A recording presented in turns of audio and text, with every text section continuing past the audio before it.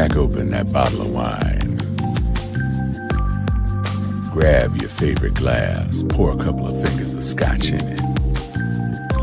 Get that stick, light it, and blow. It's time to hang with Steel Sharpen Steel After Dark.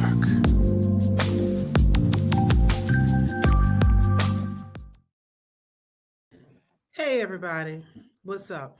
Welcome to another episode. I took you out for a reason. Get on out of there. Welcome to another episode of Steel Sharpen Steel. Now let me tell you something. When we tell you that we love our fans, we love our Sharpies, we do. And here's why. Ain't none of us really set tonight. I'm in a hotel in a whole nother state. We all came running here at the last minute because we were determined to provide you with the show that we promised. We were determined not to let y'all down. We could have flaked, be like, you know what? No. But we're like, we can make it work. So it's an after dark episode because, bruh, look, it's going to be a little bit more leaning into the ratchet than normal. I wanted to give this disclaimer because we're going to bring it to you like we always do. Howsomever, if you see me eating pizza over here, it's because I'm hungry and I haven't eaten 6 a.m. this morning, but I'm here. And so is everybody else here to bring you the real, because that's how we do it on Steel Sharpen Steel. We does it. The real sharpens real up in this house. Hi, guys.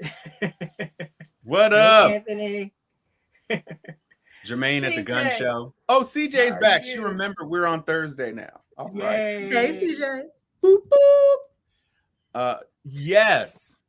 We know. Well, I will say this. We had that big homecoming W. So if there are any Prairie View Panthers out there, that 45-7 was what was the score? 45-7.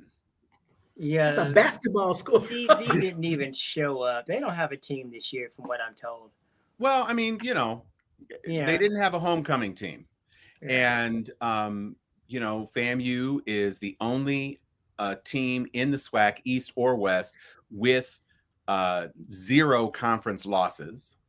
We are undefeated in our conference. We have secured the SWAC East championship, much to the chagrin of Jackson State University, who lost to us and also lost at their homecoming. You hate to see it. You hate to see it. They missed in prime. Yeah, well, and also in HBCU Pride news, FAMU. Oh, we all rocking glass. I'll put my glasses on since we're all nerds. Oh, we can at least look educated today. We're tired. Well, for me, Anthony, I'm just tired, and my eyes is really showing when I'm tired. That's why I got them on. That's fine. FAMU tops the list of Carnegie R2 research designated institutions. We are shooting for R1. There are 11 HBCUs that are on Carnegie's list for R2. There are no HBCUs in R1, and we are on track to be an R1 qualified school for 2024 with the intention of being an R1 designated school by 2030. So can I get some backstory on HBCU homecomings from you guys? Because I was really left wondering last week. Is it more of a family reunion or is it centered around the football game? Football is the very least. That's what I thought. Somebody asked me this past week, because Spelman's homecoming was Spelman and Morehouse homecoming, Spellhouse homecoming was the same weekend. And somebody said, who won the game? And I was like, I don't even know who we played. So you guys just get together and it's just one big party in your clusters. It's a cookout. So it starts technically the Friday before the Friday week before the game. So I was on the yard, you'd have some pre-parties just for basically the campus people. Then you got things like Monday's a fashion show. You got the Queen pageant coronation doodle bop. That's a whole day.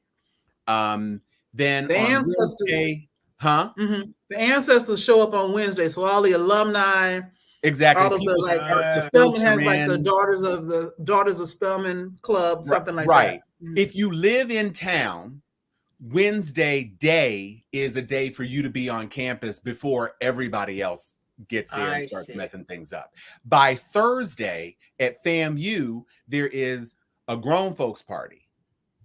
Okay. And on Friday, there is another grown folks party that's really the party for like the 80s and 90s rap. Okay. And then Saturday is tailgating. And then Sunday is try to wake your ass up and get back to a flight, because we have a stadium capacity of 19,633. We had 22,000 plus in attendance to the game. Wow. So all of that's those just the game. Right. So it's just a whole lot of extra folks. The tailgate is a non-stop party. And you have vendors really setting up on Wednesday and Thursday.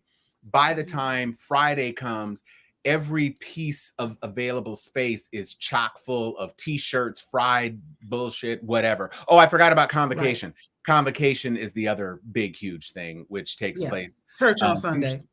On that Friday. Now, I've been to the Soul Bowl, the Bayou Classic. Is that anything close to a homecoming? Yes. Yeah, Bayou Classic is great. Oh but Bayou Classic doesn't have all of the extra homecoming stuff, because that really is a football game. The center focus is the football game. Homecoming is, now you get tons of attendance. People come back because it's a huge rivalry. But homecoming is really about celebrating your institution. The Bayou Classic is really about celebrating the rivalry between the two schools. Right. So for homecoming, it's about, FAMU, we're the best, or Spelman, Morehouse, we the best, and ooh, good to see you, bro, and da da da da and all that. It is very family reunion-y. So classes get together, line brothers get together, line sisters, chapter brothers and sisters get together, all that shit. Yeah, it was our 90s. Going back to your point about Bayou Classic, though, most of the Tom just mentioned that the stadium holds 18,000 some odd people.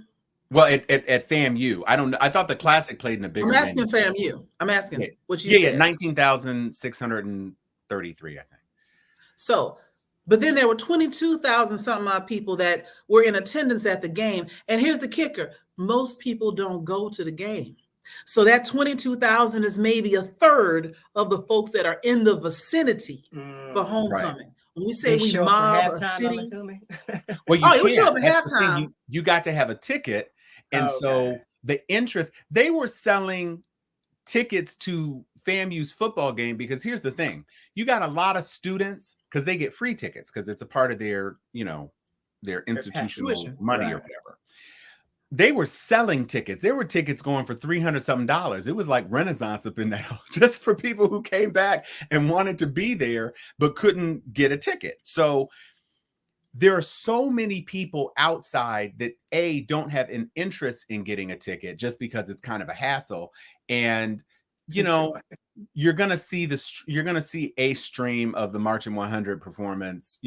For me, I signed up for Fubo TV for one day because Fubo does one-day trials, and I got to watch my homecoming game. That was the only way I could watch it, because ESPNU. I don't have cable anymore. I just stream, and so they were gonna. If I hadn't canceled, they were gonna charge me $275 for a 3-month.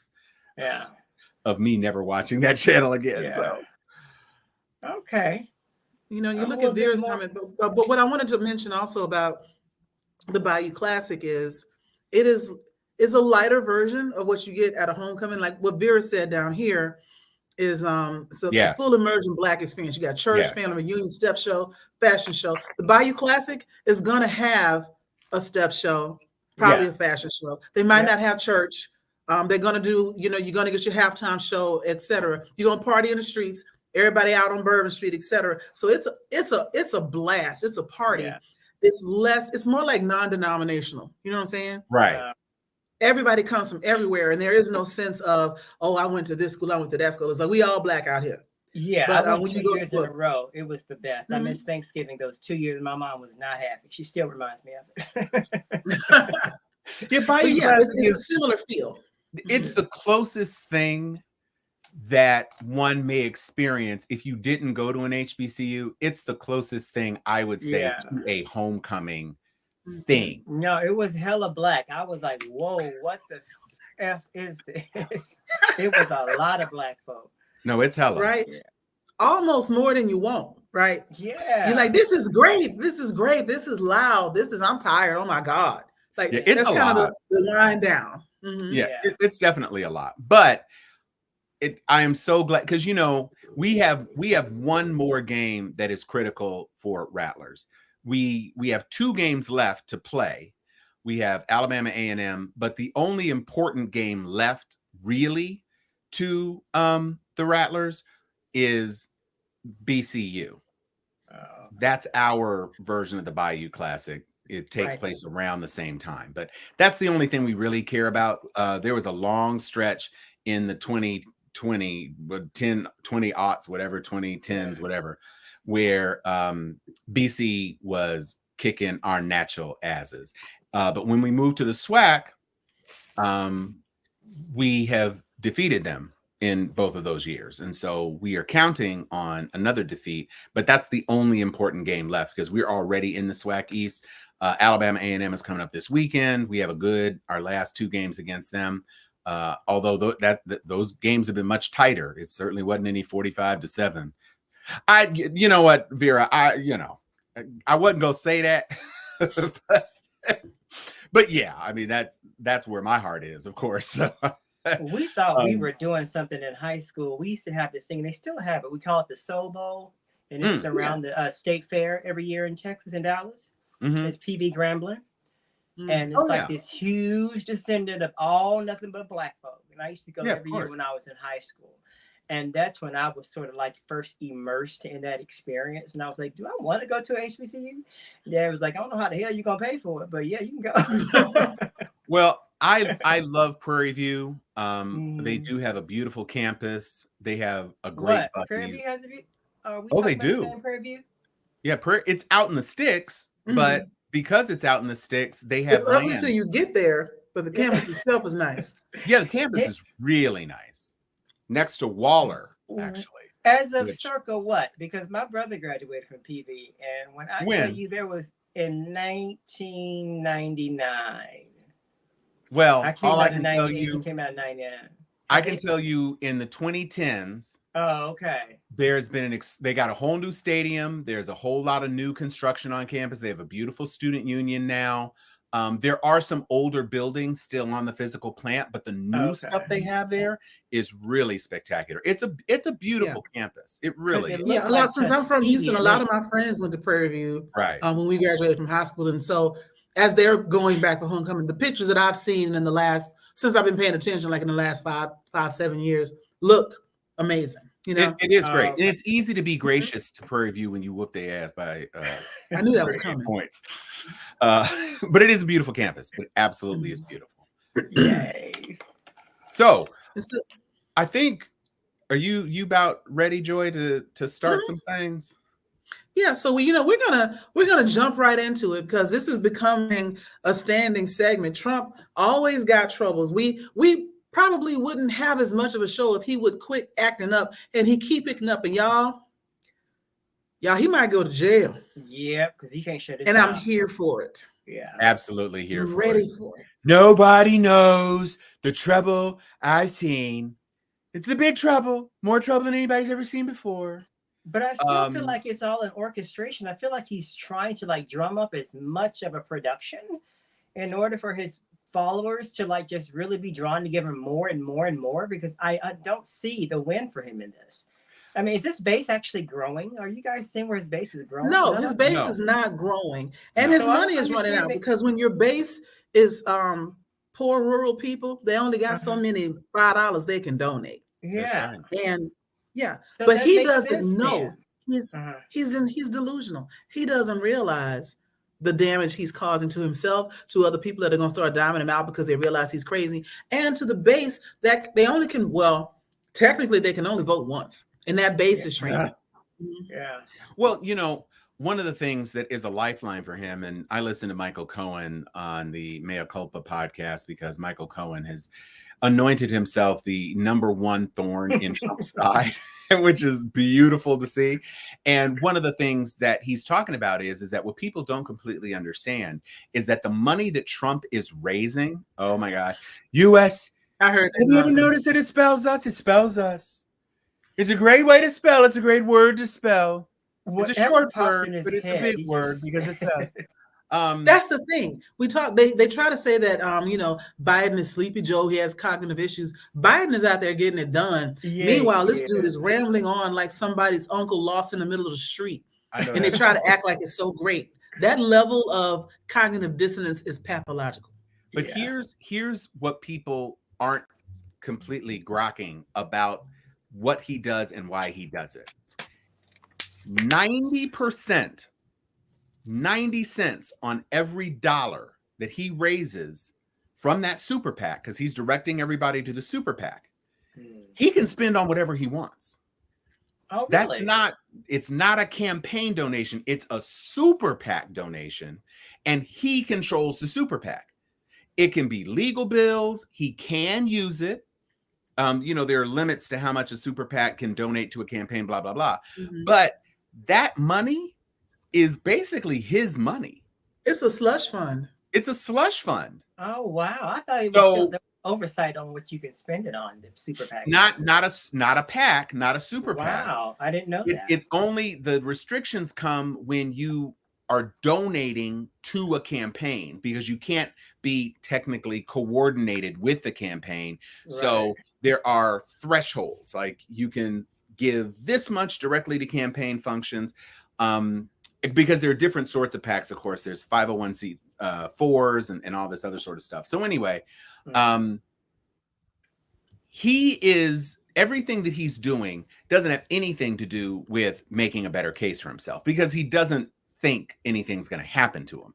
Everything he's doing is performative so that he can keep money coming in. But it's,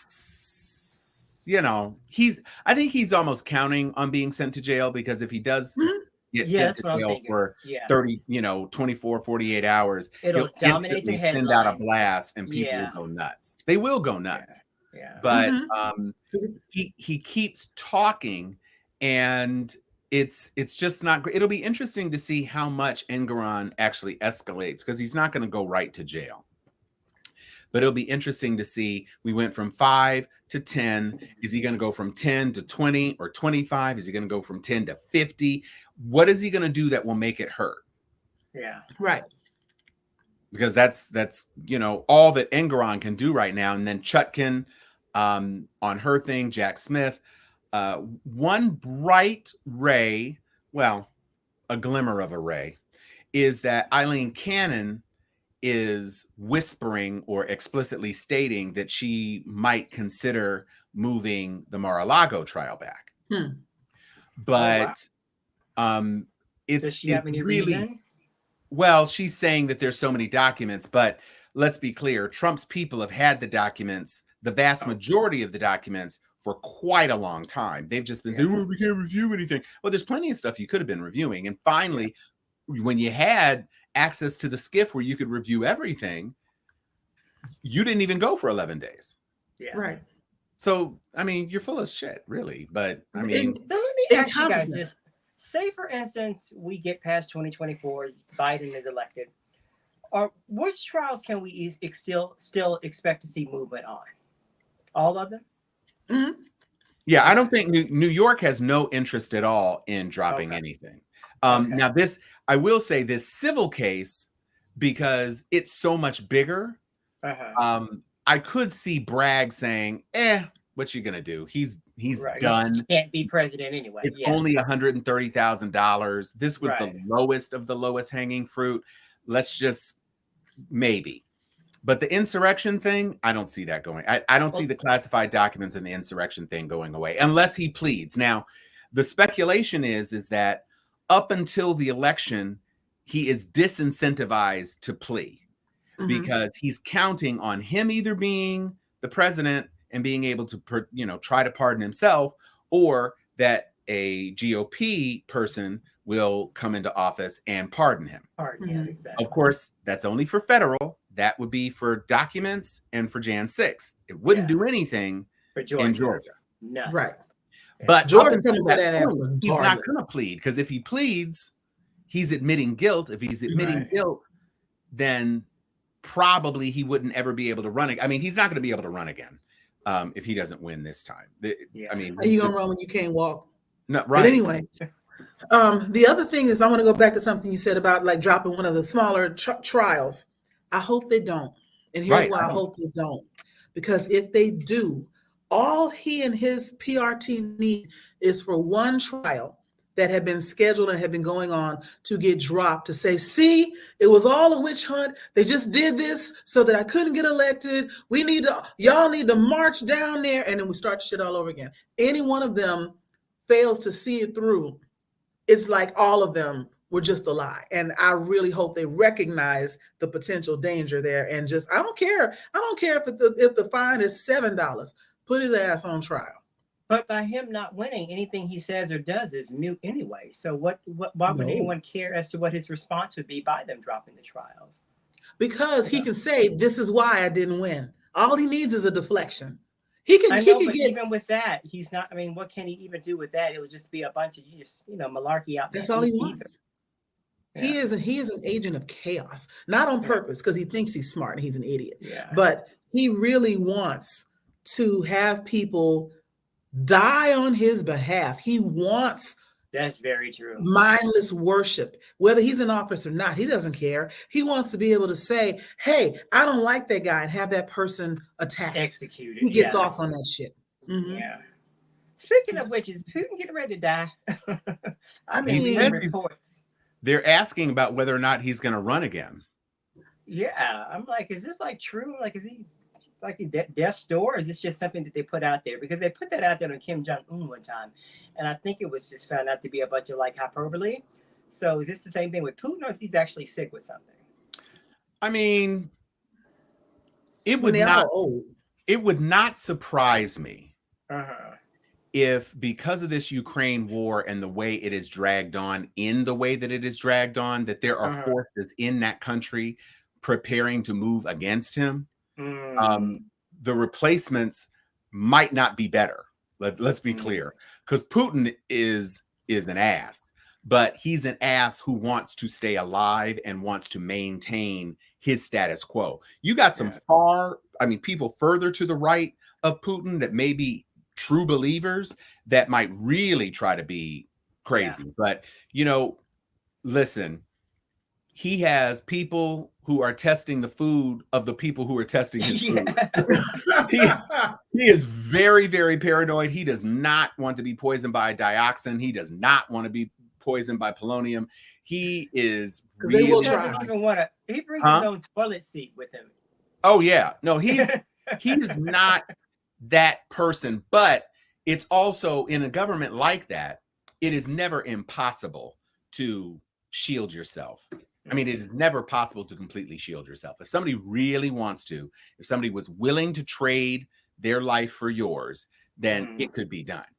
Yeah. But who knows? I mean, when he is an absolute, he's the closest thing to, well, not the closest thing, but for a major country, he is the closest thing to an absolute monarch that we have seen since like the 16th century? Yeah. To be a major power. I mean, there are other Turkmenistan and, shit like that. But Russia's the largest geographic country in the world, and a huge economy and a huge nuclear power. Yeah. There's nobody even close to having his level of autocratic powers in a nation with those sorts of resources. Not even close. And that's what makes him so dangerous. Exactly. He doesn't answer to anyone. Nope.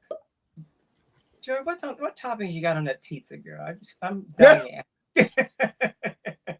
Brother, this was a pizza. DiGiorno hand tossed personal pizza that I got out the refrigerator downstairs in the hotel. Stuck it in the microwave. Couple parts didn't, and look, I put it in the microwave and it wouldn't rotate.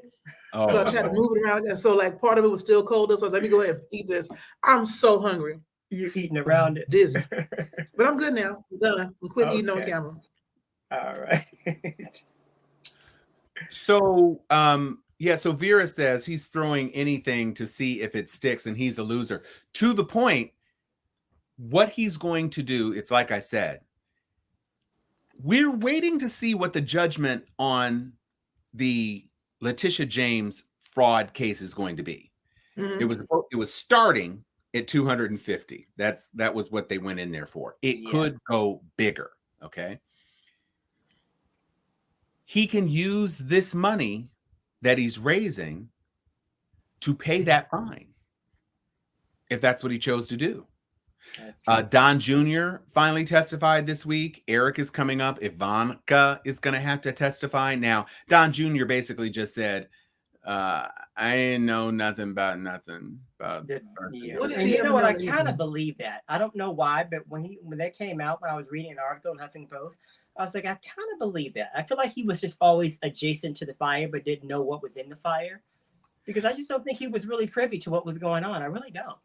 Well, I don't disagree. I guess the challenge is that when you are identified in documents as having a certain role, then, it's a problem. That's fraudulent in and of itself.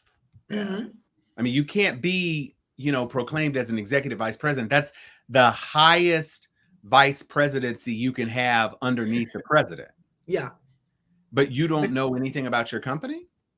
You actually think his daddy was delegating responsibility to him and letting him do it without running it by him? See, I don't. Well, but the other thing is that Donald Jr. was the head of the trust when Trump was in office, because Trump technically couldn't have any influence over his own businesses while he was also president because of emoluments and everything else. But he did not put it into a blind trust. Donald was the head of that trust. So again, these are things that happened while he was president. The statute of limitations has not run out on that. And so absolutely not. If you were the executive vice president who was acting as the head of the Trump companies, these are things that you are fiduciarily responsible for. And so, it's not good enough to say, well, I was just blowing rails off my girlfriend's ass. So what do you expect me to know? That doesn't fly. You have responsibilities. And anyway, you've already been found guilty. So sorry. So but I think it's a sad and compelling lens to look through when you recognize that your best option is to be found completely incompetent. Yeah. You hope they think you're fucking stupid. That's pretty low. That's not even, you can't even say the bar is low. There's no bar. You're on the ground at this point. Shorty got low. I'm so mad at you for this. Down in Georgia, I read earlier this week that the judge, not that he reversed his decision because it was just an oral agreement to begin with, but he's not going to seal the documents yet with regards to both Sidney Powell and I want to say Chesbrough. It is Chesbrough. He's going to make their apology letters public. Yeah. What ramifications does it have? I mean, because now that we have access to it, he said they can petition at another time once the case is discharged. But with it being open now, what does that make them subject to? I don't think, I mean, if you compare it to Jenna Ellis, Jenna said some things in her apology that about I was misled. She asserts that she was a part of the team to file all these cases and And if I had known what I know now, if I had known then what I know now, and I apologize to the people of Georgia and Now, I wouldn't expect that Chesbrough, who didn't anticipate that his letter was ever really going to be public, went as far as that. He's the one who's been holding his cards closest to his chest. Yeah. But he was the one who came up with the scheme for the fake electors. And he denies. No. He had to plead to the false documents thing. That was the thing he did cop to. Okay. He didn't cop to being the architect, but he that's what he denies. Yeah. Right. And that's, I think, the issue, Oh, Chan. okay. Although whether or not how closely it's going to tie to January 6th, I mean, Chesborough's lawyer seems to think that Chesborough just got off scot-free and ain't shit else to go with him. Well, that's I don't. spin. I don't agree that that's the case. Mhm. You went to several states, my man, and you set up these schemes in several states. It just so happens that Georgia was one of the few states, because everybody didn't do this. Georgia actually asserted that they were the real electors. Yeah. Other people were more judicious and said, in the event that it is determined that such and such, we are going to be the persons who are representing Right. Trump's. And this is going to be a game of degrees. I also think for those who are less politically inclined, this is my analogy with these public apologies. Decade or so, maybe more, we'll call it 25 years ago, Bill Cosby admitted to something, thinking it'll never get out. I can wipe this under the rug and clean it all up and I'll be fine. And then 20, 30 years later, they brought that shit back out. Yeah. Right. And so these apologies that have been printed on paper can bite you in the ass, especially if you admit to, allude to, or say something that you didn't say in public. And even though it may not change the material substance of the trial, there is a public opinion court. And slowly but surely people start to say, I thought you said, and it's not going to affect that hardcore rabid base, but there are still a lot of people who are looking for a reason to stay with the Republican Party. Yeah. And this will be the last damn straw. You know what I'm saying? And I'm interested to see how these numbers play out when the primaries come around, when all of the stuff has been public. How are you going to hold your nose and vote for them? Or are you going to admit that you got to let that shit go? I'm interested to see what the moderates are going to do with this information. Well, he still has a sizable lead in Iowa. So as the Iowa primary comes around, he's looking like he's in pretty solid shape in Iowa, which is something for people to consider. South Carolina came out yesterday saying that he has a really strong hold in South Carolina. I saw that headline yesterday. Well, I mean, of course. I mean, look, Haley and DeSantis are the closest. Yeah. And, you know, Haley is in single digits and DeSantis is in low double digits. It's 14%. He hasn't even cracked 20 again. So it's kind of a fool's errand. DeSantis can burn through as much cash and pride and heel inserts as he wants. Anything that shames that man is gravy for me. But, you know, Tim Scott's dumbass. We don't have Tuberville on here, but we got to talk about Tuberville. Tim Scott is, I mean, he be cooning. He would all be cooning. He be cooning. You have to wonder why he's still in the race. Like, what is there to gain at this point, Jim? You're right. Talking about you now. Like, dude, what's one of my favorite lines from the movie Grease? He hasn't learned when you're dead, lie down. Yeah. Bro, why are you doing this to yourself and to us? This is hard to watch. Tax money for gum reduction surgery, Tim. Go back to your quasi-fake girlfriend and let her soothe your wounds. Ain't that much soothing. I said girlfriend in air quotes. I did see that. we saw and heard the and felt them. It scratched my cornea. So. Yes. Bless his heart. Yeah, he's doing a lot. Yeah. He's doing a lot. But, you know, a far-right Christian group is finally, and I don't know what the basis of their argument was, because I was trying to read the article before I came on it, but they didn't show any reason for it. But they're saying that this new Speaker of the House, Mike Johnson, might be the most dangerous leader ever, even for them. So I'm not figuring out like why they wouldn't be comforted by him being the leader of the Speaker of the House as opposed to what they're feeling now. I understand about these progressive groups because he's very anti-everything. Anything that we're for, he's going to be against. But this Christian group, they're not comforted by it. They're saying he's a little bit too dangerous. I can give you a speculative answer without having read this article, because this is news to me. I hadn't heard this, but based on what you're saying, I would think that he's dangerous to that far-right conservative Christian group because he's saying the quiet part out loud. And there's certain things that you need to be somewhat moderate, somewhat palatable to the middle, in order to gain the votes at a local, regional, anything short of federal level. And if he keeps telling everybody, yeah, we putting women back in chains and we're going to keep them pregnant and in the bed and blah, blah, blah. And that's all you're good for is creating more slaves for the American capitalist market. Hey, bruh, fuck up. We don't want anybody to know that. You're not supposed to say that out loud. That's why he's dangerous, because he could expose the truth behind the motivations for a lot of what the extreme far-right conservative religious groups are really looking for. Even some of their own followers don't realize how deep that shit goes. So since you brought up Mike Johnson, I just threw another banner in. This was the headline that caught my attention this week about Mike Johnson. I don't know if the rest of you all saw this, but it turns out that no one in the Mike Johnson household, not Mike, not wife, not children 1, 2, 3, 4, nor the black adopted son who is only 11 years younger than him. Whoa. That sounds like a boyfriend to me. Wait a minute. 11. Well, TikTok. I'm just saying. Wait.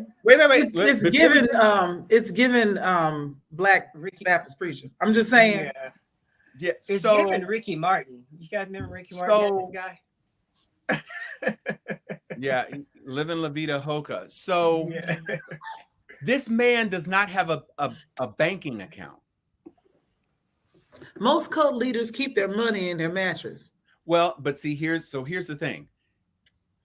His wife has a job. His wife doesn't have an account. He has a job. He doesn't have an account.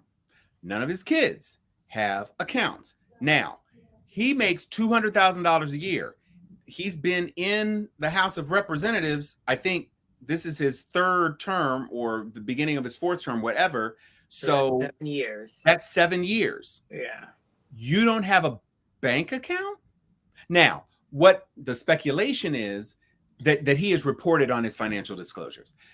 What the speculation is that maybe his expenses are so high that he doesn't have an account that has $1,000 in it, because basically every time he gets paid, he's putting that money right back out in rent or mortgage or whatever, because he's got to maintain 2 households, blah, blah, blah, blah, blah, whatever it is. Or it's just not an American banking account. That's what I'm saying. I feel like it's offshore. But you can't get around financial. You can't say, oh, I don't have to report this on financial disclosures because it's an offshore account. That's a violation. Online banking, are they subject to the same regulations that normal standing banks are? Or all this money is in Venmo. Yeah. So do you think it's supposed to be stored there? Because I'm trying to figure out where's all these financial disclosures are financial disclosures. No matter what venue you use, no matter what institution. You can't say, oh, well, it's not really a bank account because it's an online bank account. Okay. Financial disclosures are designed to let the people know where your money be at is. Yeah. Mm-hmm. And there you go, Chan. That's my question. That's why I don't understand. It might be that he is not required to report the account because the balance stays under 1,000, but that he actually does receive funds into that account and immediately pays them out so that he never crosses the threshold of 1,000. So why come Trump ain't figured this one out? Because this seems like some low-level Trump stuff. He would have been on a tip like that. Well, Trump is dealing with way too much money. Oh, okay. No, you can't. Yeah, Plus, the fact that he has hundreds of bank accounts is like, that's a thing for him. That's because if you think about it, what checks are you writing? Are you paying people in cash, bearer bonds? Yeah. I know he has help at the house. Yeah. Somebody. No, that's Menendez. He's just described as dangerous. Anytime someone describes him, even Liz Cheney today, she just describes him as very dangerous. He thinks dinosaurs were on the ark with humans. Do you know how big an apatosaurus is? Mm-hmm. And you got 2? Yeah. The fuck? You got 2 T-Rexes? That the size of that boat, them cubits wasn't that big. No, right. 300 cubits. It's not small, but it's not the Titanic. Right. You think they thoroughly vetted him? I don't think they even vetted this guy. I feel like he was just on paper, he looked really, really good, and because he was always under the radar. Yes. And so it just made it really easy for them to elect him. But I feel like there's a lot of perfect- buyer's remorse right now because stuff is just dripping. It's not even a drip. The faucet is just on right now. It's a perfect example of the recognition that folks don't read. They don't research. They don't, to your point, they didn't vet him. They didn't even ask anybody that knew him, what's he really like? They were just like, I don't know anything about him. He must be okay. That assumption has got them in the bullshit they're in right now. Ooh, that is not the assumption to make. I mean, this dude for real, he is Commander Fred. Yes. Like from the Handmaid's Tale. Yeah. He is Commander Fred, and his wife is Serena Joy. Like, I'm trying to see if he's sponsored any legislation that I can like bring to light here. I don't think he has. No, exactly. If he had, they might have heard about it, you know? Yeah. No, he was, listen, Scalise is also from Louisiana, and Scalise is a person that people knew. And all of a sudden, you got over all of your problems in 2-3 hours, and this guy got more than enough votes. Y'all ain't cute. Yeah. No. Y'all ain't cute. Ta-ta. I will say this, for all of the stupid shit that I see the Democrats doing wrong, they hardly ever, if ever, vote without reading. Yeah. You know, they're going to, because one of the issues that people have with the Democratic Party as it stands in its current iteration is that they can't agree on nothing. They don't have a lot of solidarity. And for me, yeah, it's an issue because we have a looming threat. However, that's how I think government is supposed to work. You're supposed to have your own opinions. You're not supposed to just follow blindly. You're supposed to question everybody and make sure that they're being held accountable. I still remember when Al Franken got accused of sexual harassment and he stepped down. You don't see that kind of. Still stings me because I felt like he could have fought it out. I do think he could have fought it. Yeah, too. that was one of those Democratic little principles that always irked me. I'm like, why do we have to be so noble? Right. I mean, and to fight dirty like they do. Like the damn, you know what? I was on a podcast last night. Moana Nui series was called, we do this podcast. We were talking about Ahsoka. Anyway, I hadn't watched it, so I was just bullshitting in the corner. And I know. You haven't watched Ahsoka? Nope, and I'm not gonna. So, you know, that was my whole point. My piece we should have had you on there. I know. You thought I was cool until then. Okay, you know what? No, it's not even that you're not cool. It's just that Ahsoka. Go ahead, finish your point because I don't want to get sidetracked. You'll be sidetracked. So we're talking, and they're discussing the Jedi way versus the Sith. And the Jedi always got to be so damn noble, and they always got to try and do things the right way. And the Sith is out here murdering children, right? And I'm like, so we were talking about, you know, on paper, on paper, the Jedi shouldn't be winning because they can't get it together. They always have these high ideals. People just walk away like Ahsoka's like, I can't do this anymore, blah, blah, blah. Even in later movies, Luke Skywalker's like, I'm not a Jedi anymore. He's so just whack with it. Meanwhile, the Sith is like, I will murder my own mother if it means that I'm going to gain power. There can only the rule of two, right? There can only be two. You got to take me out to be better than me, etc. And I started thinking about the comparisons. You got one group that can't seem to agree on anything, and they all want to do right. They have these high noble ideals, and they think that their high noble ideals will carry the day as they get decimated. And then you have another group that if they ever really came together, they could ruin the galaxy. And the only reason they don't run it all is because they infight. And so I said last night, I was like, damn, that sounds like the GOP. And they kept talking, and they were like, yeah, and they can't do this and something else, and they're fighting each other. And I was like, yeah, and they can't even vote for a speaker. Like, I'm realizing that Trump might be Darth Sidious. Oh, you're giving more like Count Dooku. Count Dooku. He put the Dookie in Dooku. Yes. I would say, listen, I agree with everything that you said as far as your analysis of Jedi versus Sith. What I will tell you is that hummus. It's Hamas. You've heard of Hamas. You should watch Ahsoka because in the pantheon of female-centric nerdishness, Ahsoka has more female protagonists, more female antagonists, and there's so much Bechdel test stuff in Ahsoka, although there is, I mean, plus Ezra Bridger, but it's really strong. It is right. If you're a Star Wars fan, you understand what Chan is saying right here, or yeah. the January 6th. Yeah, exactly. Instead of 60s. Right.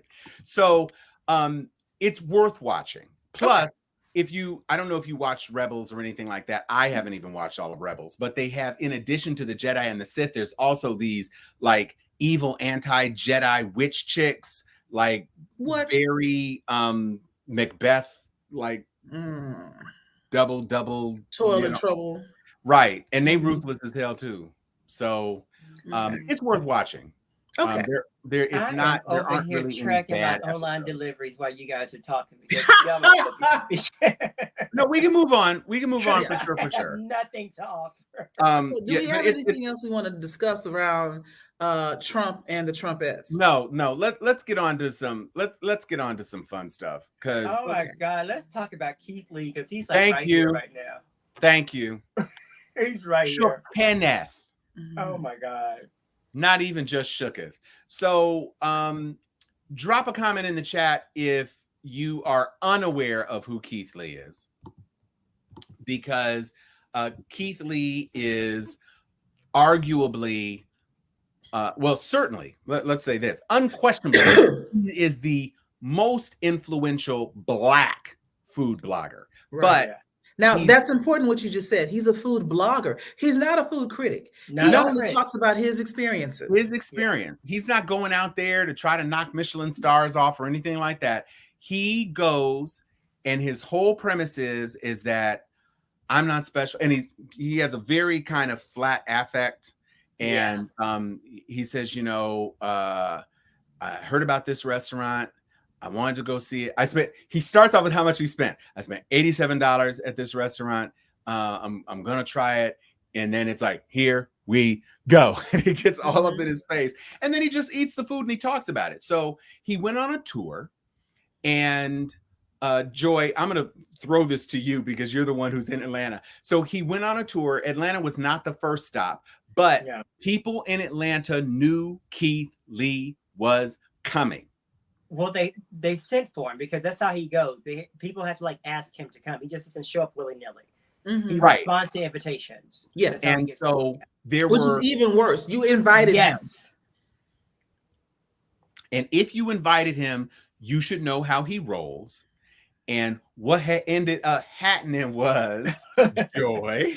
So he has a habit, especially people like to try to throw a little love around to family.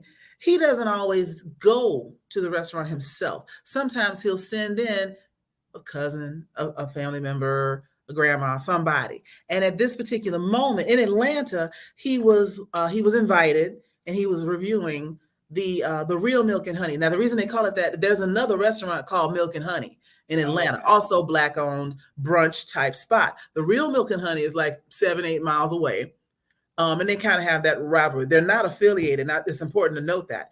But the Real Milk and Honey is on a stretch in College Park, the south side of Atlanta, of all of these Black restaurants. They're all very well known. I've eaten at the Real Milk and Honey several times. I've enjoyed it every time I've been there. I tend to go when I know it ain't gonna be no whole lot of line.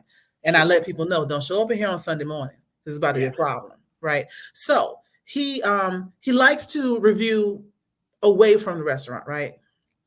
Oh, and this is a good point. He used to go willy-nilly, but now they invite him. So he's been invited. He sends his grandmother, his mother? It was two of his family members. I didn't even they were women. Two of his family members into the restaurant, and they're told when they get there, it's going to be a 2-hour wait. Yeah. The fuck? I could cook my own food in 2 hours. Hell yeah. Grocery shopping that time too. I could shop at Publix and cook my own food in 2 hours with dessert. Yeah. What do you think I'm gonna wait here? So they tell him and he comes in, then they're like, oh, Mr. Lee, here, right here, have a seat. Yeah. But you told my family it was 2 hours. Yeah. Why is it 2 hours for them, but I get a seat? And that has happened to a lot of people in Atlanta. Yeah. And that And culture is fine. They do that. I get that. But I was just hoping that they would just own up to it. That's the part that I hate, Mhm. because no one would ever just own up to the fact that, they were deferring their status for this particular Right. guy here. Right. So, But he makes a good point. You shouldn't treat me better. You should treat everybody well. And if yeah. it's a 2-hour wait, then it's just a 2-hour wait, and just say that. But they were Yeah. like, oh, no, no, no, no, no. You and your whole family, all of a sudden, y'all got a table for full. Yeah. But it was a 2-hour wait a minute ago. A minute ago. Yeah. Now the food is good. And I will say, I like their food. Some of their stuff I'm even like, it's better than mine, which is one of the reasons I go there. They've got this key lime waffle, bruh. Really? It's a little key lime flavoring in the Belgian waffle mix, and then they put a dollop of key lime pie right in the middle, and then they circle it with fried shrimp on the edges, bruh. It's so good. Wow. It was so good that the first time I had it, I called for the chef. Who made this? I need to know who cooked this, because this tastes like my fried shrimp, and I've been frying shrimp since I was 7 damn years old. Sure. Who did this? Because it's good.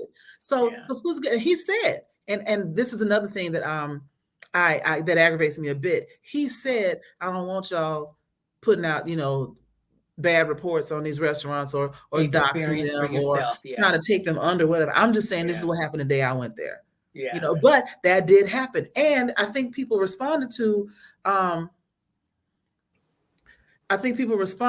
I'm ignoring you for the moment. People responded to the way that he talked about the real milk and honey, because that is a growing problem in the city of Atlanta, where if you ain't nobody, you ain't getting in. Yeah. Even our former mayor, Keisha, they didn't recognize her out of her suited and booted uniform. She rolled up in some tights and some Uggs or something. When everybody in Atlanta is wearing tights and Uggs, with your little sweater wrapped around your waist. And they told her that it's going to be a 45, 2-hour wait, whatever. Or they told her she didn't meet dress code, as another white woman walked past her with the same damn outfit on. I remember that She story. was like, oh my God. I totally. And when they realized, oh my God, it was former mayor Keisha Lance Bottoms. It's too late for that shit now. Miss me with that. And so, like Vince said, it's the elitism for me. Right. Go ahead, George, finish. I was gonna say, you are a restaurant in competition with other restaurants on every city block in Atlanta, and you got the nerve to think that you can treat me like my money ain't good enough? Yeah. I will take my ass to Publix. You know who always serves me well? Them chicks at Publix, cooking that good ass chicken and them cakes. I'm eating that. And I always get it hot food all the time in minutes. Are you familiar with the term nouveau riche? Yes. You know how when people all of a sudden come into status or they come into money, and they don't quite know how to act with it. So they make these really bold choices that they seemingly think the rich would. Yes. That problem doesn't happen here in LA. Of course, there's like hierarchy. People like, okay, I got to be this person to get in. And they're going to always defer to the celebrities and what have you. But for some reason, you don't have this pushback out here that you're having in Atlanta. And I feel like they just haven't figured out how to use their status or how to this particular position they're in, how to use it right, where there's not as much negativity is surrounding them the way they're doing it. I don't know how. Absolutely right. And I think they're learning. And here's an example. There's another restaurant that I've been to, Breakfast at Barney's. Mm-hmm. Was that Breakfast in LA? at Barney's? Atlanta? Yeah, in Atlanta here. Okay. Breakfast at Barney's is great. But it's going to be a wait, especially if you try to go on the weekend, because it's very popular. I will tell you, Barney's soundtrack is so banging that you can get it on Spotify. They have it in the app, so they're good. But if you don't want to wait, well, for an extra $100, we can teach you sooner. Exactly. So that is not so much elitism as it is privilege. If you got money, but that's open to anyone who's willing to pay the $100. Right. They didn't say that you had to be always looking for a come up. Right. They didn't say you had to be fancy. They just said you had to have money. And if you walk in there looking raggedy and you got that money, you can get in. I think that's a better way to do it, because it's still agnostic. You're not looking at somebody saying, oh, you're this title and this status will help you out. No, you got the money, they're VIP. Go ahead. Like any other club. They had to learn how to play the game, because he didn't have this experience out here. Even in Detroit, he didn't have that experience. But when you got to Atlanta, and I feel like and nothing against your town, but the money is fairly new. The prosperity among us is still new. It is. So I feel like we're still trying to figure out our way as to how we're actually supposed to have it and how we're supposed to act, and not just look down on people who hadn't gotten it yet. And I feel like those restaurants are sort of like speaking to that. You know, to take out in some places. I will say this: Atlanta money is not new. No. There's a It's lot not? of old money in Atlanta. Well, The restaurant craze is not used to, does not understand the old money that's in Atlanta. really. So I would So think what that is the it they're people that is it the more Hollywood scenery that they're going after to where they're turning regular people down? Like, are they trying to cast the restaurant the whole time they're open? Like, no, what they is just don't have good customer service. End of story. That's what Oh, okay. Look, here's the thing that stands out to me, Joy. You said that Real Milk and Honey had this special, delicious key lime waffle. Now, With the crust. I like key lime pie.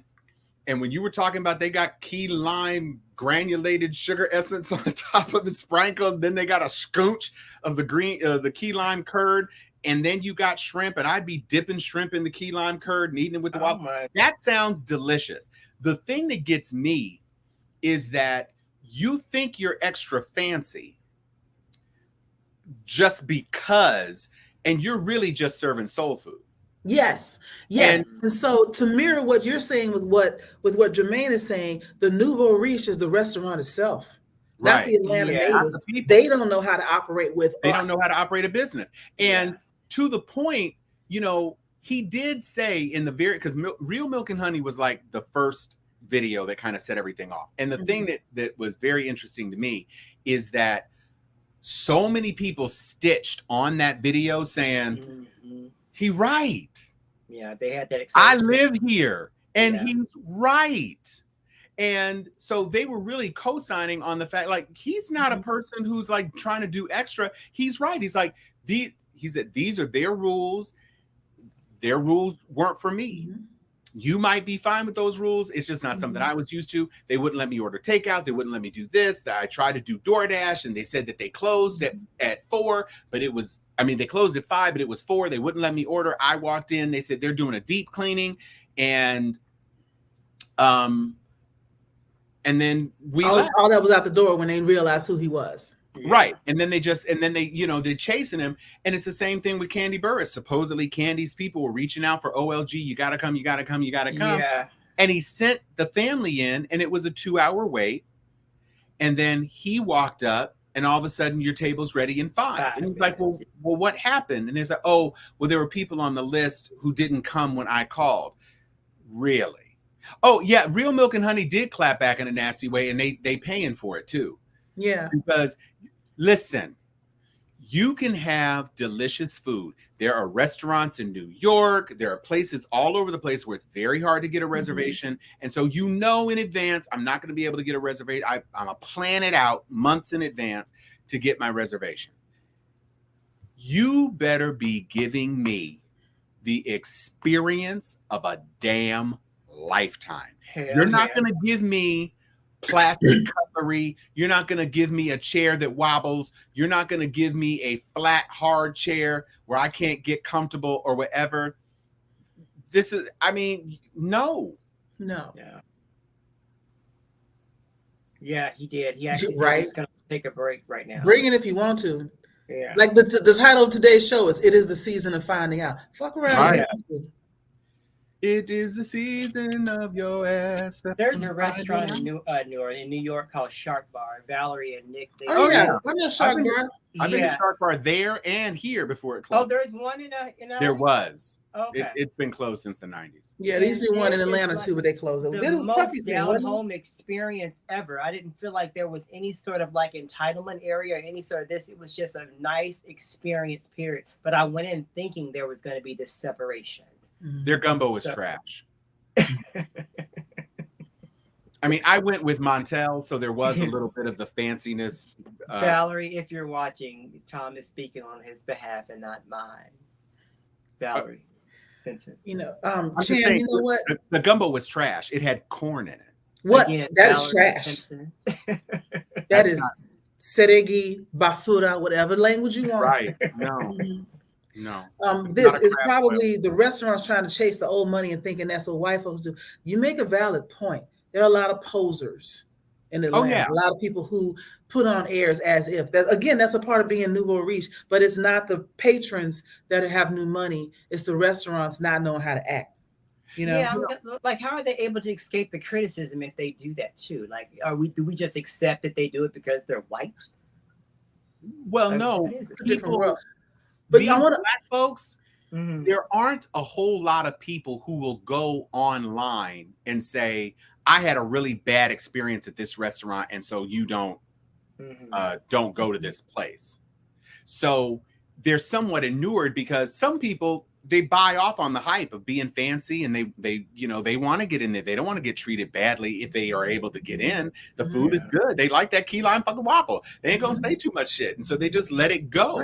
But And go ahead, Joy. And just to speak on the rules that Real Milk and Honey have, I read those rules when I first got in there. The first time I went, and I chuckled like, "Oh, really? Something every day ended in Y." It wasn't meant to be nasty or mean. It was meant to be kind of funny, but also because they understood. And this, I'm standing up for the restaurant a little bit right now, because they understood they didn't have the staff to be, 8 a.m. to 11 p.m. all day, every day. They're like, we're going to have these rules here and there. The no substitutions. They ain't got the staff to be worried about, did I take the cheese off of your thing? This is how I come. Which a lot of, I would say, lower tier soul food restaurants, you go to a soul food restaurant, they're going to serve you collard greens and cornbread and with hog dog in it until they run out.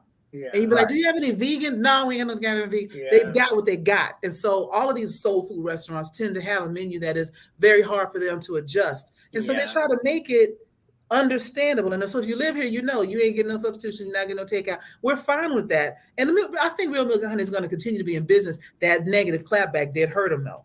But make that known. If you invited Keith Lee to your restaurant and your rules are special, send him. Should have adjusted those rules before he got there. Well, exactly. But here's the thing. If they had stuck to their times of being open, he would have gotten food. Mm-hmm. But they decided to close, quote unquote, for a deep cleaning. And he said, the doors were wide open. I walked up. People were still getting their to-go orders, blah, blah, blah, blah, blah. So it was like, it wasn't even a matter of the rules as much as I showed up and tried to follow your rules. I tried to use DoorDash because you said I had to use DoorDash or Grubhub, whatever it was. I tried.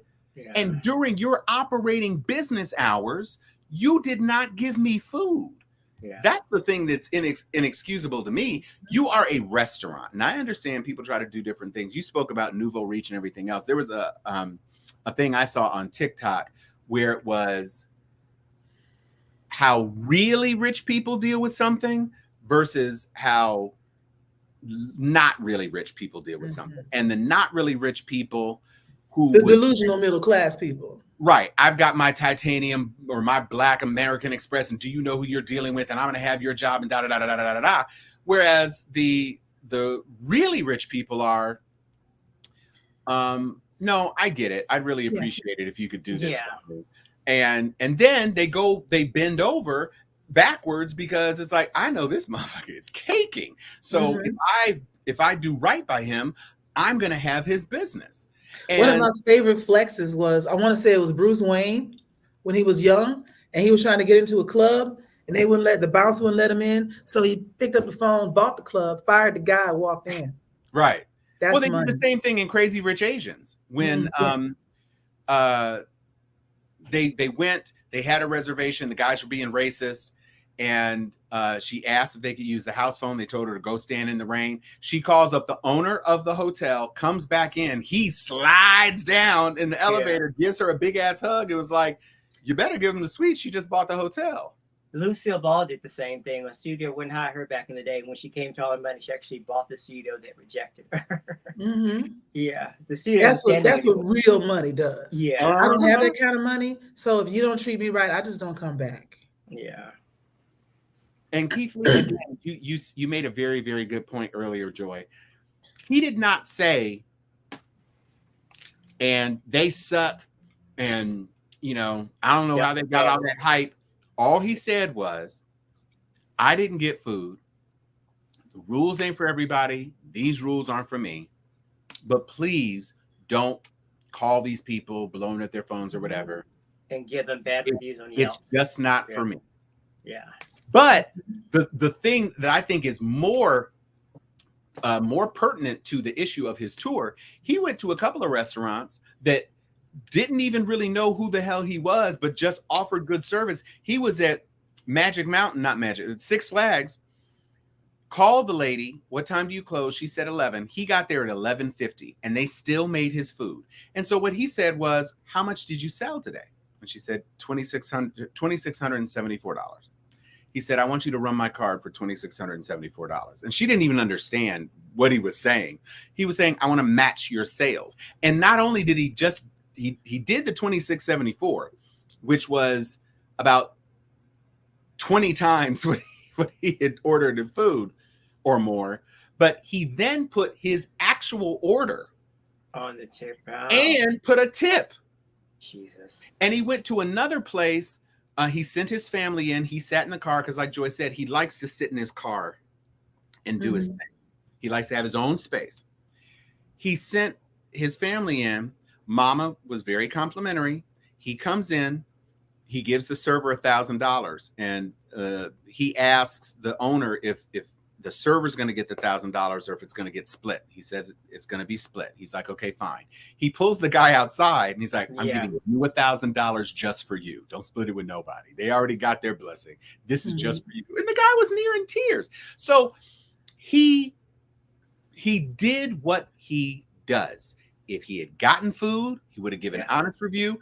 And there was one time that he went to a restaurant and they fried their fish in the same oil, or they fried their fries or whatever in the same oil that they fried other stuff. And so he couldn't eat it because he has an allergy. So he had his wife and his sister or somebody, wife and cousin, eat. They got a 1 out of 10 on one of the items. They just kept it real. It's like, this is too salty. I don't know what to tell you. It is what it is. Things were 6, but it's not like everywhere he goes, he just sets it out for you. But if he does feel that you merit it, he is a blessing. And that's why these restaurants really, they would have loved for him to have a video and said, real milk and honey is delicious. And I don't know what you guys are talking about. Yeah, exactly. There was Juicy Jerk. And then there was another spot. And the one place had the ribs that he went nuts for, and the sauce and all that stuff. That wasn't the Six Flags night. That was a different place. But, I really like him. I really, he's really plain like speaking and generous. So that's great. He's just a regular guy that likes to try to bless people when he can. If you warrant that. Right. If you don't, he's not trying to close anybody's restaurant. He's just like, here's what happened. It ain't for everybody, it is what it is. Please don't hate on them. It's just that this is what happened. But of course, because this is the type of society we become now, people had to create a mob. Either a mob in defense or a mob in attack. But either way, why y'all fighting when he specifically said don't do this? And ain't nobody flying to go find him. So you might as well just pipe the fuck down. But it sort of speaks to what we've always done in the culture. Like anytime we buy something from another black vendor, we always expect a little bit of a discount of a freaking, price come down a little bit. Whereas when we go to a white person, we just pay whatever the price tag says. And, I feel like they're thinking, well, he just probably could have just overlooked this and just not reported it or not been as honest. But that's what we do. I know you're looking all crazy and looking all that whatever, but we've always been that way. We look at our own and we always feel like, well, give me a pat. I don't deny and that's that what this speaks to. I don't deny that there is a white man's ice is cold. The hookup. Yeah. But I don't think that this is about that to me. But it had to be, because that's what the pushback was. Did you read some of the people that were really mad at him? Like, why did he have to blast them like that? Well, as if they didn't want him to be as honest as he had been. Says, you know what? I'm gonna run something back for you. Wait, hang on. I'm gonna run something back for you, Jermaine. When we gave some what we considered constructive, if a little harsh, criticism to Kamala Harris. You were like, why y'all gotta say that? Because that's steeped in something else. What? Huh? What? You wanted to give her a pass because she's black. The low regard for black women.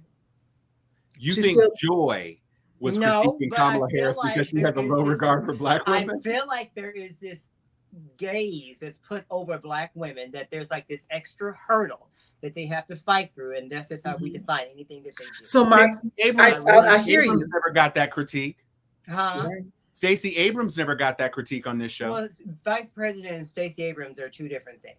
She was Black running. women. for You're talking Congress about Black for women. You can't. Black women who are in politics.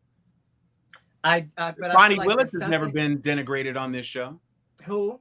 Fonnie Willis, the most important DA in the country. So why do you Letitia suppose James that has never we're been giving- critiqued on this show.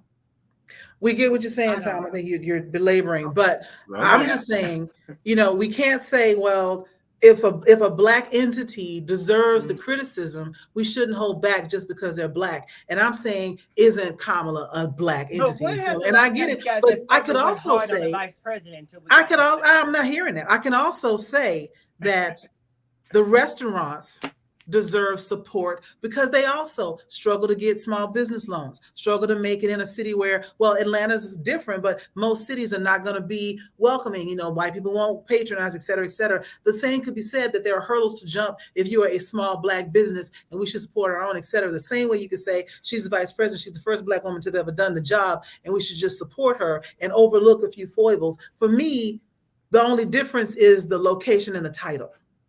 Did you guys ever go hard on Al Gore?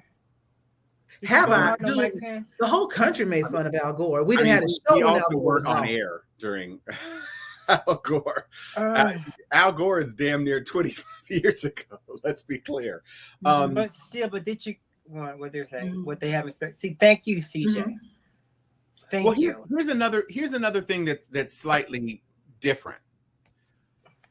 This is the first president since Ronald Reagan, I think, where people thought somebody might actually have to slide into the role. Nobody thought Bill Clinton was going anywhere.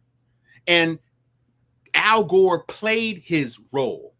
He played his role of sitting in the VP, not making waves because Bill was a star and Bill wanted to be a star.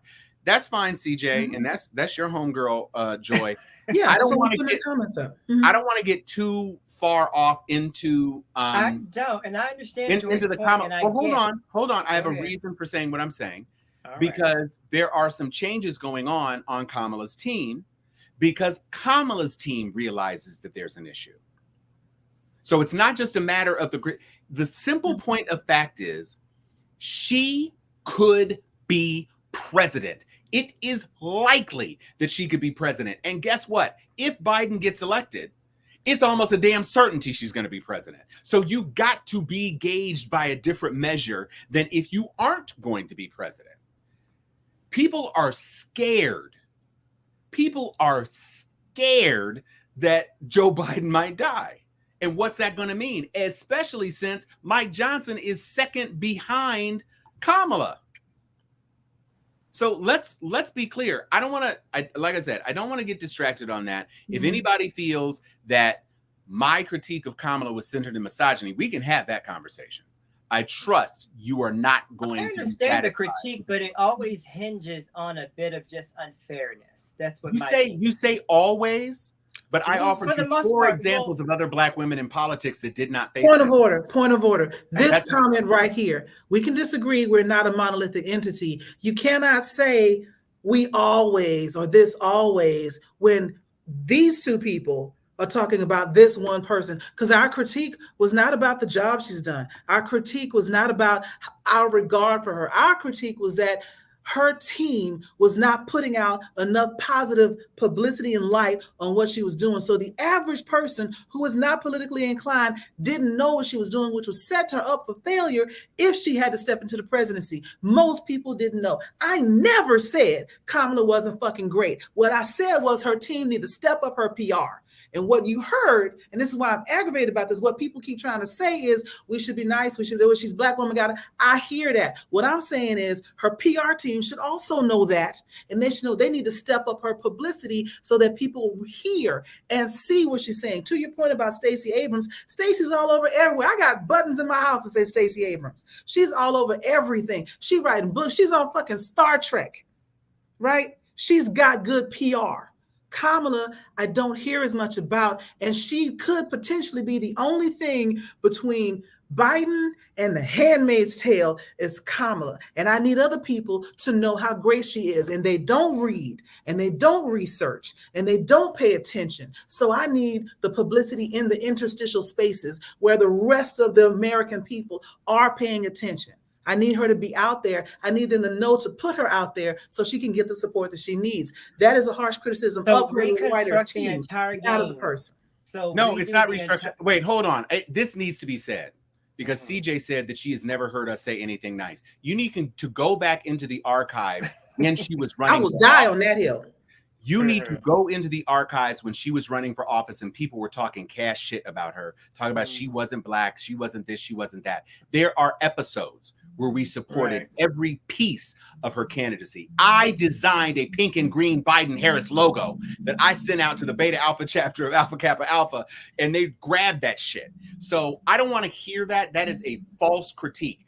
I, as a person who works in a space and discusses politics, can talk about the failures of a politician. People were trying to say, oh, she just went after black men when she was the AG of California, blah, blah, blah, blah, blah. I said, no. We're not doing that. You have to look at the facts. You have to look at the cases. You can't put everything on her because that was not an accurate representation. I'm not going to be painted with the brush by anyone that everything about Kamala has been bad, because Kamala hasn't even been a discussion point except in 4 or 5 episodes. And that is my point. 100 plus. And she has been vice president for over half that time. So let's be clear. It hasn't been bash Kamala. You look at who we're bashing, it's 27-1. Because we talk about Trump and the GOP every damn week. I think I just get annoyed because there's some similarities that I hear from you guys that I'm also hearing from, the shade room.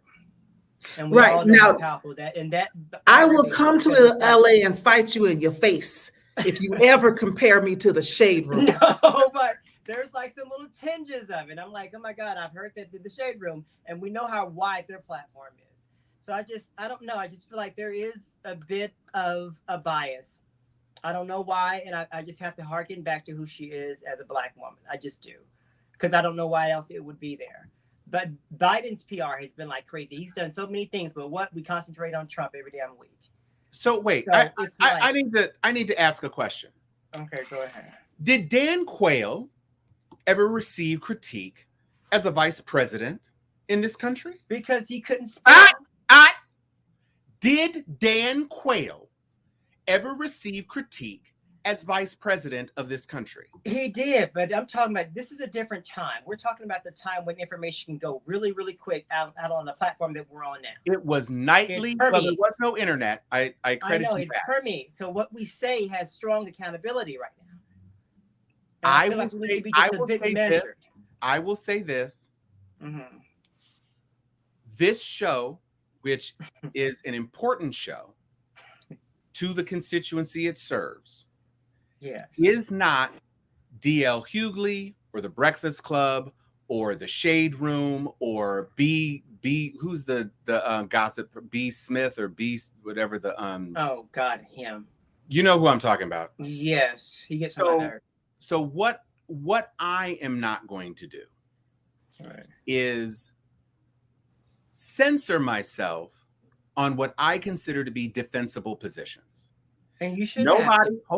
Nobody has said, because CJ amended her comment about her vice presidency. And I would say while she was vice president during the inauguration, we celebrated the hell out of her ass. So, I mean, it only became an issue. The first critique, and I bet you won't find it. There was not a critique of Kamala Harris before April of this year, whenever we did the first thing where we brought it up. I agree that you're making a statement, but Jermaine is making a different statement. And so what I'm saying is that if you can point to some evidence of your assertion, that's one thing. But you've now said 4 or 5, 6, 7 times that you just feel it's that way about me and Joy. And so Well, whatever it just else is rings going that on way in a the rest little of the bit. And blog. maybe I paint all the criticism of her. I put it under the same umbrella. Okay. Now But that's I making just- a monolith, and that was my earlier point. You can't do that. Yeah. But this is spicy. This is after dark. This is way after dark now. This is dark as hell. This has always been a sticking point between me and you guys because when we got into this once before, I left a little salty. More than once. Yeah. And I will just defend her at all costs. I defend Black women at all costs, but I just feel like there is always going to be that measure that she always, I don't care what she is. And we say Fani and you say Stacey Abrams, I'm pretty sure they have been held to standards that are a little bit higher than, their male counterparts. We just don't know have them on record. Oh, and I don't I don't disagree with that. I'm just saying to assert Yeah. that one, because it sounded like you were saying that we were critiquing all Black women in politics because you started off with Well, let Kamala, me fix and that. then- well, Let me I'm fix just that. I'll apologize for that. it's fixed. I think it's been fixed. I'm not trying to relitigate it at this point. I'm just saying, of course, Am I Black still a women. guest star? Am I on the panel? Dude, yes, of course. Families fight. It's fine. of course, Black women are held to a higher standard. Of course they are. I would never say that they are not. It is certainly, without question, absolutely true. Ketanji Brown Jackson, Yeah. there's nowhere for her to go except to be Chief Justice. She's at a terminal position in her career. I get so annoyed because it's just so easy to go for the jugular. I'm not speaking about you guys, but at large, the jugular of a Black woman whenever she's doing anything that's in leadership or anything with a powerful status attached to it, they go for the nastiest. They call Michelle Obama an ape. I can't forget what they call. I'm trying to remember what they call Ketanji. It's like they go for the nastiest part of her person just in an effort to equalize them and tear them down. And I feel like we should always be doing something to counter that. Notwithstanding the critiques, yes, she could always be doing something better. She could always be getting the message out there a lot. But I feel like this is the first time we've ever heard this in a VP role, and it's only dialed up because she's a Black woman. That's why. That's my issue. I disagree that it's the first time we heard it in a VP role. Dick Cheney Not shot a to the motherfucker in the face. People, My mom, especially in the partisan space, especially in the partisan space, everybody gets critiqued. Joe Biden was being critiqued, although Obama was a much bigger target. And there were people critiquing Obama. Let's be clear. The same people who are of a mind to critique Kamala were also critiquing Obama. You had Tavis Smiley, a huge media figure and Black man, and Cornel West, a huge Afro and gap-toothed man, who were critiquing Obama constantly. Because you had Larry Elder. You had that bald-headed dude who is so anti. Being Black doesn't escape you from buying into it. What? You can being Black doesn't always escape you from buying into it. You can buy into it and just start, I understand. I'm just saying, Kamala Harris is the first female vice president. Period. And so I wasn't even going to bring up Reverend Jackson. So I mean, look, I don't personally, again, I'm not going to comment on anybody else because I can't control their mind. All I know is that my critique of Kamala Harris had nothing to do with misogyny or misogynoir. That's it. That's the last thing I will say about it because we are kind of going around. Well, it helps to know that. Okay. Yeah, because I'm not a misogynist, nor am I anti-Black woman at all. Period. But if a person, it's just like with milk and honey. And I will say this, real milk and honey is shady anyway, because they're trying to distance themselves from the other milk and honey. So they're coming from a place of being an asshole. And when I've been to restaurants, I will just say, because I don't get to Atlanta very much, I went and I need to go to. I had two Black restaurant experiences. One, Joy and I were there for Sharon's birthday, and that was no drama. We had a blast in that restaurant. Wait, the Jamaican spot? The Jamaican spot. That food was trash, man. Well, I didn't say that. I just said we didn't have any service issues, really. But I have never had pumpkin soup with chicken is what it said on the menu, and Oh, you serve me God, some goddamn no. chicken soup. Well, also, I know Campbell's chicken soup when I taste it. since we Pumpkin. haven't said the name of the restaurant, them 2.5 pieces of oxtail was a travesty for 27 Pumpkin goddamn soup. dollars. That sounds But- so hot. And like I Okay. said, I just won't go back. But I went to another very popular breakfast spot with my cousins before I left. And something about their cash register wasn't working. And so you could only pay cash. Now, it takes 25 seconds to set up a Venmo or a Cash App. They didn't have an ATM in their restaurant because they normally do accept cards. So they were telling people, actually, they weren't even telling people until they got up to get to their seat, which is why I started telling people, y'all, they can only take cash right now. So if you don't have cash, you need to go get some cash. Here are some places they have said you might be able to get cash, because they weren't going to say it. There's a difference between saying, hey, we can't seat you until your whole party. Hey, what up, Harry? Is here. That's regular. That's expected. 18% gratuity. That's regular. That's That expected. better be good service. 18% gratuity. Well, but God. if you were in a party of 6 or a party of 5, You're gonna Yeah. get this 20%. you're paying 18. Yeah. So, and they got these rules about you can't split the check, but so many 2 cards, whatever. All of that is de rigueur for the restaurant industry. I get it. But when and I've been waiting, and you've got space, and we get down and we order the food wasn't bad. But there was a blackout. And I was like, so wait a minute now. You couldn't let me use an app to pay you because my money's good. Apps are apps. It's hella hard to pull money back from an app. You couldn't have done something, and you couldn't have been a little nicer about the circumstance when you know that this is an unexpected thing where your mechanical problem is causing an inconvenience for your patrons. It just felt wrong to me. And those were my 2 experiences. Also OLG, where the crab cake was trash. So all I'm saying is that you mentioned Black people asking for the hookup. It sounds like you're asking for the hookup. Oh, with Kamala? Yeah. No, I'm not. That's you. And you totally have me misguided because I told you why I felt the way I felt. No, I It wasn't understand. because of the But hookup. you brought it up in the context of this show, and I thought Actually, I Oh. brought it up. I brought it up as a parallel to Oh, the the other- restaurants. So Right. that's on me.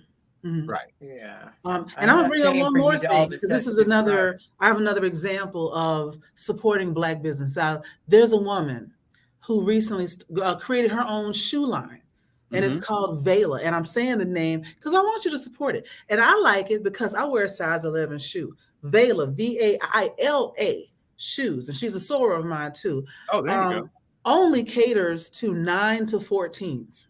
All right. Yeah, she calls them. She says shoes for the big steppers, right? That's a joke. And now here's why I'm telling you this story, because this is an example of how you have good customer service in the light of a potential crisis. So what happened was she did a pop-up store at Bloomingdale's. I'm in there for Tracy Nicole, which is a FAMU grad, right? Because she's got her own clothing line. I'll be spending money. I'm trying to support Black businesses, right? I get my Tracy Nicole stuff. I got enough stuff from her to have a whole part of my closet, right? And I see the 9 to 14 shoes. Oh, these are my people. We're talking, we're having a good time. I buy the shoes. Now, this is a pop-up shop, so she's only got so many pairs. And the pair that she had on display was an 11. I was like, yo, these shoes and those, let me get all of this. I'm good. I buy my stuff. We find out they were sorority sisters. I give her a hug. She's like, when next time I'm in town, I'll hit you up, blah, blah, blah. Fast forward, I'm trying to be fancy when I'm in Nashville doing a seminar. I got on my little pink Tracy Nicole jumpsuit and these new cream and black color block boots I got from Vela. When I tell you I almost wiped fuck out on these stairs. There was no grip. Oh my God. No, the heel started to give. And I'm like, I don't weigh this much. What the? And what I realized was that those are the shoes that people have been trying on all day. Oh. Right. So They I weren't email, the only email I have is for, the info at Vela Shoes. I email. I get a response back within 2 hours. We are so sorry. We understand what has happened. The owner will meet you in Atlanta the next time she's here and make sure we replace your shoes. I was like, thank you so much. Then I get a text, hey, Soror, go ahead and let them know your address. I'm going to go ahead and send you a new pair of shoes while you wait to return. I got both pair of shoes right now. I've already worn the new pair. They work great. They're fine. They're gorgeous, right? And they're sturdy. And she was supposed to be in town the 24th, 25th or something. I was like, I'm not going to be there. She goes, I'll catch you next time. We're still trying to get together so she can get her shoes back. I am currently holding assets, so to speak. No big deal, because she wanted to make sure I was happy. That could have gone another way when we. Thank you. No, back. Come to your right. There you go. That's my girl. Right. Ariana Edwards. She's a lovely woman. So is it Vela.com? What is it? VeilaShoes.com. VAILA shoes.com. If you wear a 9 to a 14 and DSW ain't getting it done no more, check her out. And she has a wide I accidentally designs. backspaced over the because I got plenty high steppers in my family. Exactly. Big steppers, rather. But what made the difference for me was if I had told them, this pair of shoes that I bought in good faith and I didn't get no response, or, well, all sales are final at a pop-up, or, well, we're not sure what you can do. Here's a $10 coupon. I'd have been letting them fucking have it. How my sorrow did me? I'd have towed into them. Instead, here I am creating a commercial for Vela shoes because customer service makes your business. Quit asking Black people to support you when you're fucking up. If you mess up, own it, do better, and I will continually support that Black business, and I will tell all my friends how great your customer service is. This is how you grow. And that's what happened with Keeks, because you told me about those shoes. I typed right into the internet. I found the shoes. They did not have something. That was, I bought a bundle and I bought 2 pairs of shoes. They didn't have something. And so he emailed me and he said, hey, we don't have these laces. Can we give you this thing instead? And I was like, yeah, great. No, thank you. I appreciate it. It does make a difference. And to the extent that we often are faced with a critique, the white man's ice is colder critique, what other nationalities who are supporting their own internal businesses. And there was a thing I saw about how Black people could not get loans in their own communities. Asian people couldn't get loans in white communities, but Asian business owners could get loans in Black communities. And so they take the Black dollars and then take their Black dollars and give them back to their community. But Black people were denied that opportunity. So what they were saying is that what you don't usually see in other cultures is if somebody has a substandard product, then they will go and they'll say, hey, look, this soup wasn't great. Right. You should do this. Think about doing this. And if they do it, then they can get the praise. If they don't do it, then they're going to get out of business. Period. That's what it is. And so I think Keith Lee bringing it back. I was going to say, bring it back. Keith Lee said something on social media that every Atlantan who's been to a restaurant knows. It's a lot of bullshit out there. Yeah. And my thing is that I don't know why you have a 2-hour wait. If you're trying to be that bougie, honestly, your business model is flawed because the restaurant business is turned. Yeah, it shouldn't always have to be. Sit people at a table, get them off that table. And guess what? Everybody who is Black who has gone to a Black soul food restaurant or gone to a restaurant has eaten soul food. Your greens with an endive frisée or whatever, that's you being fancy. Vela Shoes got a sale going on right now. See, this is what I love. See, I just sent it to like 3 different deltas right now. And she don't make shoes for dudes though, right? See, you just grew. I don't think so, not yet. Right. 9 to 14 only, right? That's what I'm 9 to 14 only. I told her she need to start. I mean, she's catering to the high steppers and the women and everything. I was like, girl, you need to start with 9s to 14s. Start hitting the gay scene in Atlanta because drag queens be wearing the 14s. Drag queens, they have a hard time. You ought to see them running out the Kinky boots. They had a whole musical about it. Yes, I told her all about that. I am here to help your business if you want to be helped. Right. She would tell Ejiofor in the film adaptation. Yeah, that's when I God, first saw him. Yeah. in the words of my granny, my water didn't come down. So we getting ready to. So what we didn't do, we didn't actually play any funny stuff. We're here at an hour and a half, which over an hour and a half. This was the most after dark we've done in a while. This is We chopped it up. Mm-hmm. 2 against 1, the light skins versus the dark skin. Oh, here we go. You know what? I miss Sharon because that used to be her thing. That was her thing all the time. All the time. We're going to get Sharon back on I'm holding here. it down, doing the best I can. I wear 11 in a women's chant. I wear 9.5 in a men's. Mm-hmm. But I also want to say this is one of the reasons I keep coming back to this show. This is one of the reasons that I will be starving all day and not flake and want to be here to do this show. Because again, was ready to not do it. We were like, yeah. Oh at 8:15, he was like, shit. We doing a show? We're doing a show. God, yeah. And then she dropped it right in the thing, and it's like, okay. Oh God, I gave you an epic eye roll, George. Oh my God, the eye roll was strong.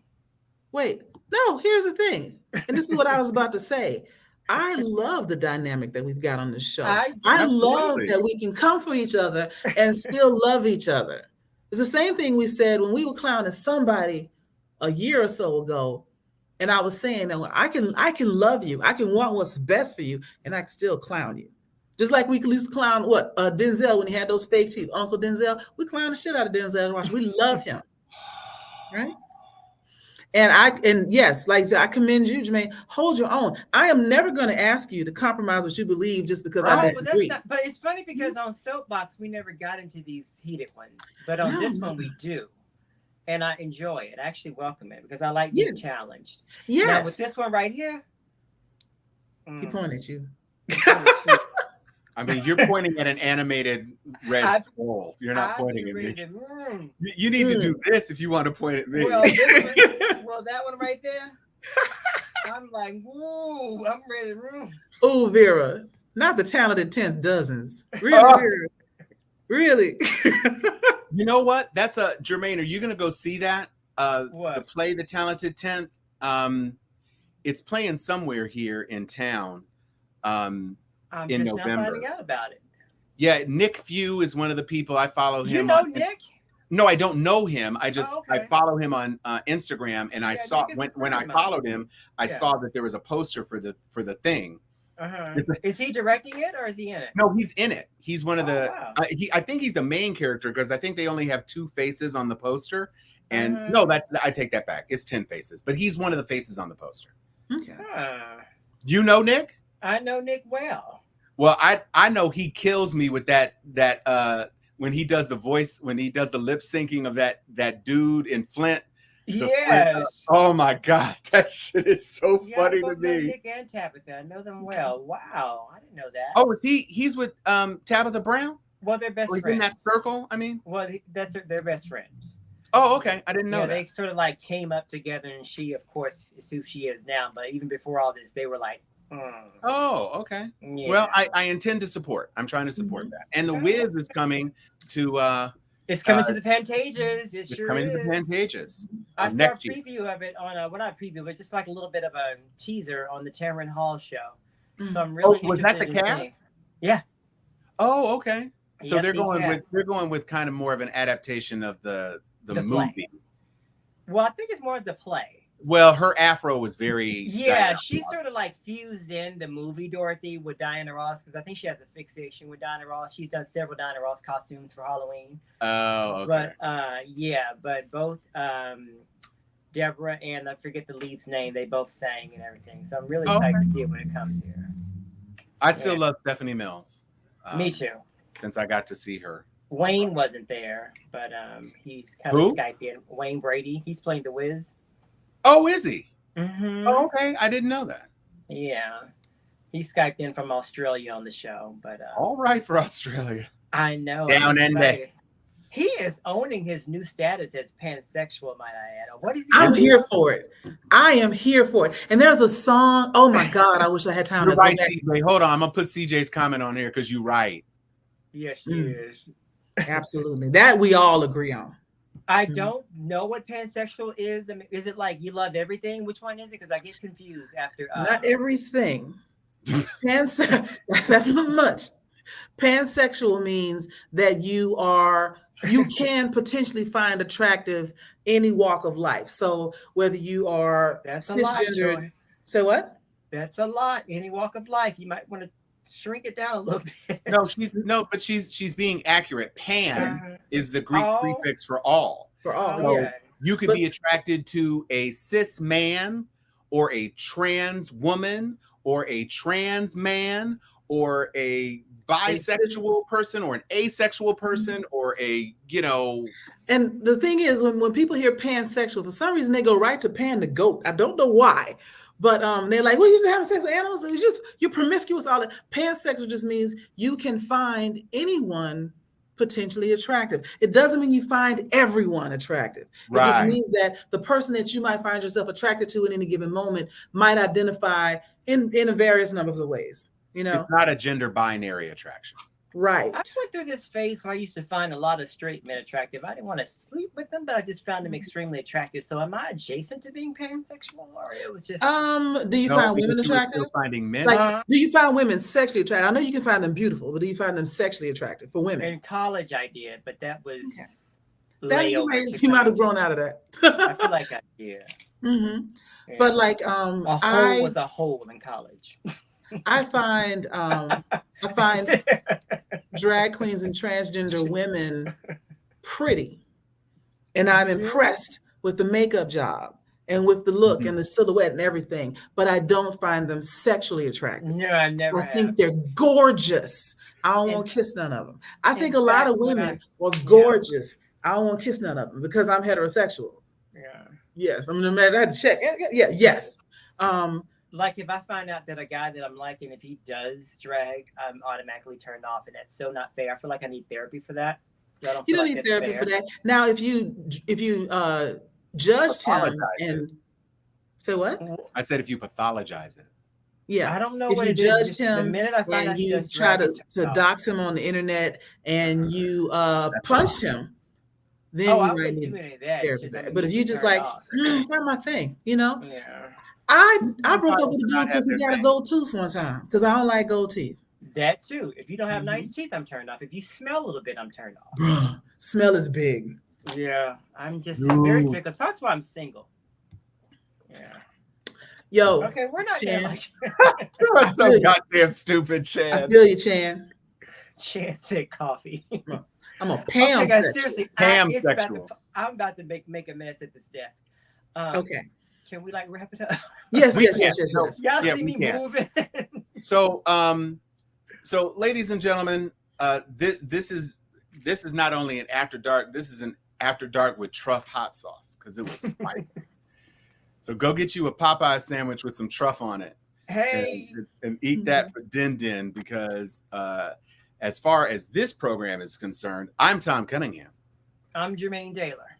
I am Joy Stevens. And this is Steel Sharpens Steel.